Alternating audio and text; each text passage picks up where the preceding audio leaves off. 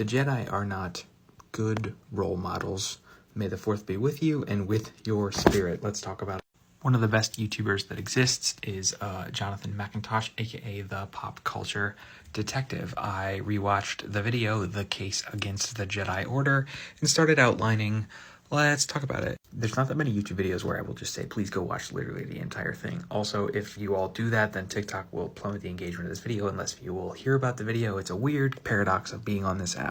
Yoda and Mace Windu and Obi-Wan all come off as like masculine, like wizard archetypes, or like noble kings. They're wise and they're caring and compassionate, it seems, but if you kind of dig in a little, they suck.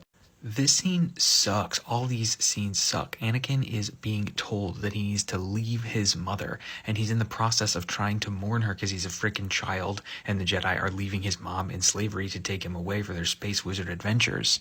And this is not my point. This is just me citing him, who's also citing bell hooks. They don't listen to him and validate his feelings. They literally tell him, you probably shouldn't be attached to your mother.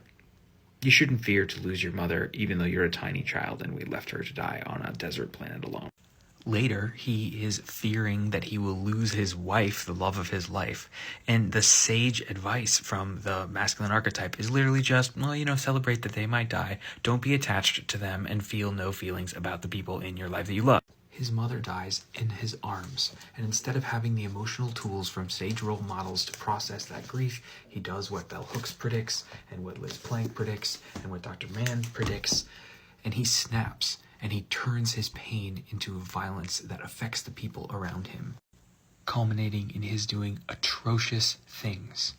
His argument is 25 minutes long, and I can't summarize it in 3 minutes, but I will say, emotional bonds do not turn you evil, which seems to be the central case of Star Wars in a lot of ways. As a child, I idolized these Jedi, and I tried to imitate their wise-sounding emotional precepts, not knowing that they were largely bullshit I would need to unpack with therapists for literal years. Pop Detective cites bell hooks a lot, and I do recommend this book. It's short, it's in my reading list, but I want to give you a piece from a contemporary update from the author Liz Plank. Page 77, the patriarchy doesn't just convince men that they don't have emotional needs, it also leads men to feel embarrassed when those needs naturally occur.